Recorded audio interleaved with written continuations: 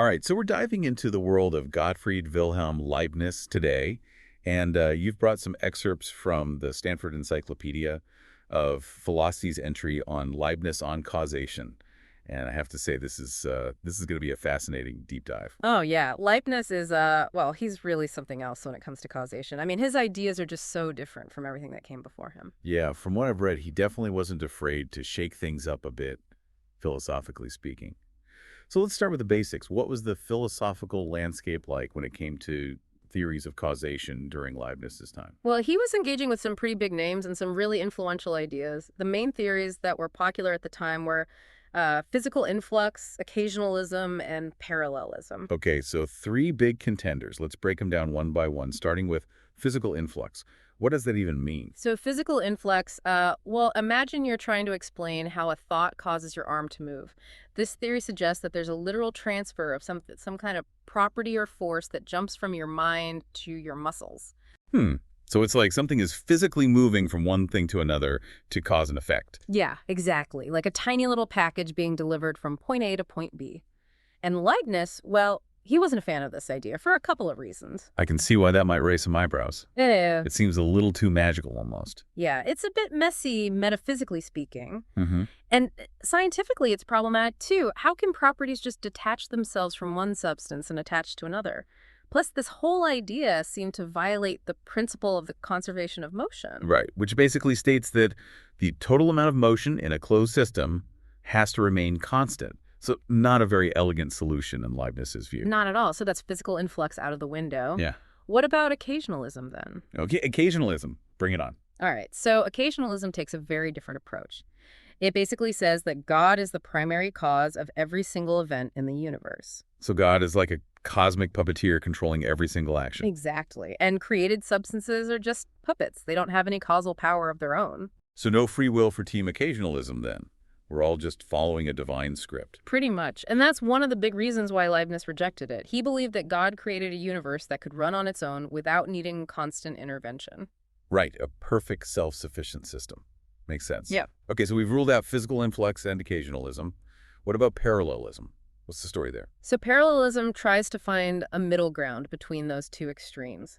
It argues that substances don't directly influence each other, but they act in perfect synchronization, like two clocks set to the same time. Interesting. So my mind and body, for example, aren't causally connected, but they're perfectly coordinated in their actions. That's the idea. When you decide to reach for that cup of coffee, it's not your mind directly causing your arm to move. It's more like your mind and body are both pre-programmed to act in that way at the exact same time. Okay, so it's all about pre-programming and synchronization. I'm starting to see where this is going because that sounds a bit like Leibniz's own theory of pre-established harmony. You got it. That idea of pre-programming is definitely a key element, but the way Leibniz uses it is much more nuanced and sophisticated. All right, so it seems like Leibniz wasn't satisfied with any of the existing explanations for causation. So what was his solution? How did he attempt to solve this philosophical puzzle? Well, he did what any brilliant philosopher would do. He came up with his own completely unique theory. Leibniz's solution is called the pre-established harmony, and it proposes that every substance in the universe, every single one, which he calls monads, has its own internal blueprint, like a predetermined sequence of actions and perceptions. So it's like each monad has its own script, its whole life story from beginning to end already written out? Yeah, that's a good way to think about it. And this is where the harmony part comes in. Hmm. It's not just a bunch of random monads doing their own thing. It's a symphony of perfectly coordinated actions, all orchestrated by God. Okay, I'm starting to get the picture, but this raises a question for me. If our monads are just following a script, what happens to free will?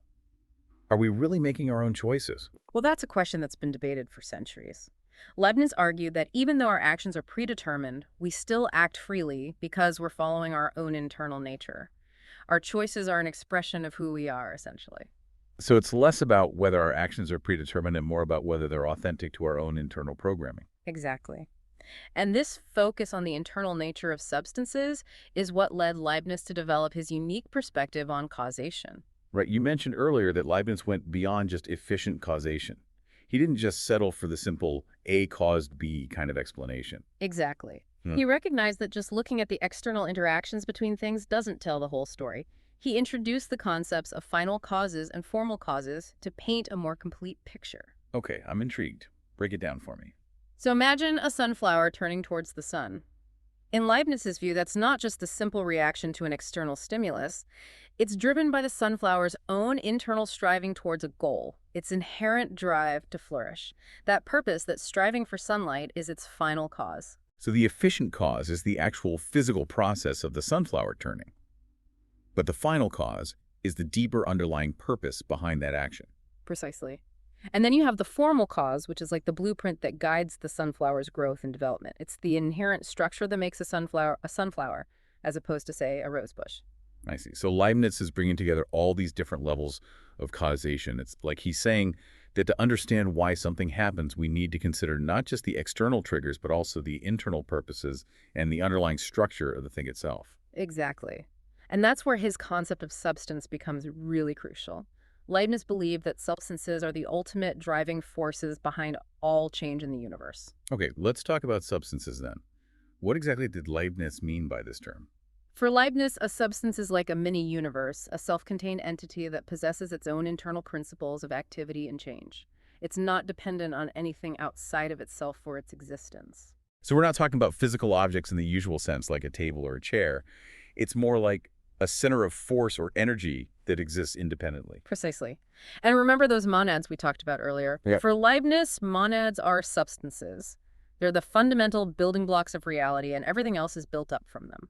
So substances are these ultimate units of reality, constantly active and changing, each with its own internal program driving it forward. And that internal program is driven by what Leibniz called primitive active force. It's like an internal engine that propels each substance through its predetermined sequence of actions and perceptions. So it's not like substances are just passively reacting to external forces. They're actively generating their own changes from within, guided by this primitive active force. Like each substance has its own internal momentum. That's a great way to put it. And it's a radical departure from a lot of other philosophies that saw substances as more static or inert.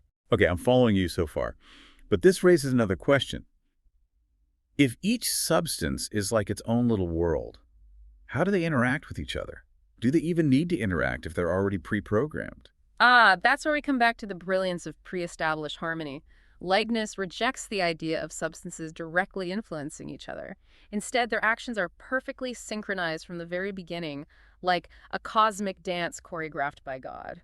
So there's no actual causal connection between substances. It's all about timing and predetermined coordination. Exactly. It's like two musicians playing a duet.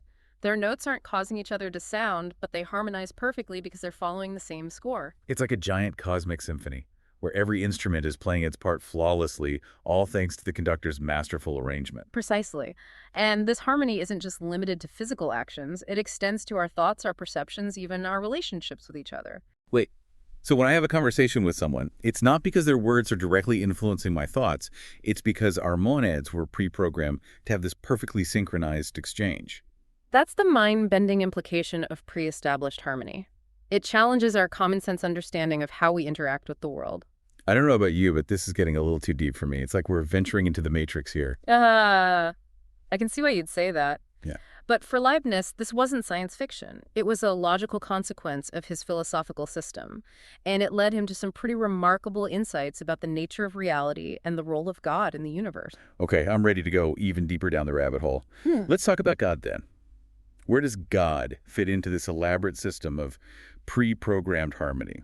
That's a great question, and it leads us to one of the most debated aspects of Leibniz's philosophy. Well, Leibniz was deeply religious, and he saw God's influence in everything, but he didn't believe that God was like a puppeteer constantly controlling every little thing. Right, so it's not like occasionalism where God is the only cause of everything that happens. Exactly. Leibniz completely rejected that idea. He believed that God created a world with true order and harmony, a world where substances could act according to their own internal principles, those pre-programmed blueprints we talked about. Okay, so God created the system and set it in motion, but where does God's power actually come into play here? What's God doing if everything's already set to unfold in a specific way? Well, Leibniz used the term concurrence to describe God's ongoing relationship with creation. It's kind of like God is a conductor guiding an orchestra, making sure every musician plays their part harmoniously, but allowing each one to express themselves within the overall composition. I like that analogy. Yeah. So God is more like a subtle influence, a guiding hand rather than a direct cause of every single action. Exactly. Think of it like this. Imagine you built a really complex clock and wound it up. That clock is going to run on its own, following the laws of mechanics that you so carefully designed. But you, the clockmaker, are still present in that clock's design and construction, even though you're not physically making the hands move. That makes sense. Yeah. So God set up the universe with these pre-established harmonies, and it's running according to plan. But God is still present in a way, making sure everything stays on track. Precisely. God's power is constantly flowing through creation, sustaining those substances and maintaining that overall harmony. This is all starting to sound incredibly elegant and well-ordered. But it makes me wonder, if God is all-powerful and has orchestrated everything so perfectly, why is there still so much suffering and evil in the world? It seems like there are some pretty big glitches in the system. Well, that's a question that's been plaguing theologians and philosophers for ages. Leibniz tackled this head-on in his famous work, The Odyssey. The Odyssey. Okay, I've heard of that. But how did he explain the existence of evil in a world supposedly created by a perfect God? Well, Leibniz argued that even though evil exists, this is still the best of all possible worlds. The best of all possible worlds. Wow, that's a pretty bold claim. How could he possibly justify that with all the pain and suffering we see around us? His argument was that God, being perfectly good and all-powerful, would naturally create the most perfect world possible. And while this world might not seem perfect to us with our limited human understanding, it's the most perfect in terms of the overall balance of good and evil, harmony and discord. So it's like God had to solve a massive equation, taking into account every possible variable to come up with the best possible solution, even if that solution includes things that we find unpleasant or even downright evil. Exactly. And Leibniz believed that even the things we perceive as evil can ultimately contribute to a greater good, even if we can't always see how. It's a complex and challenging concept, but it does offer a different perspective on the problem of evil. It definitely does. And it's just to show how ambitious Leibniz was in trying to create a philosophical system that could explain everything in the universe, from the tiniest monad to the biggest cosmic principles. This deep dive has been incredible. We've covered causation, substance, God's role in the universe, and even the problem of evil. It's amazing how Leibniz's ideas tie all these different philosophical threads together. And what's truly remarkable is how relevant his ideas still are today. Centuries later, we're still grappling with these fundamental questions about cause and effect, free will, the nature of reality, and God's place in it all. And Leibniz's work offers us some really valuable insights and fresh perspectives on these age-old puzzles. So what can we and you, our listeners, take away from all of this? Well, I think Leibniz's philosophy really encourages us to look beyond the surface, to consider those deeper structures and purposes at work in the world around us. And to quote Leibniz himself, he often said, "The present is pregnant with the future." In other words, everything that exists right now contains within it the seeds of what's to come. Yeah, exactly. And that brings us to a final thought-provoking question for you to ponder as we wrap up this deep dive into the world of Leibniz. If the very essence of a substance is to act, are you living up to your full potential? How can you, like a Leibnizian substance, strive for greater harmony, clarity, and purpose in your own life and become a more active force for good in the world?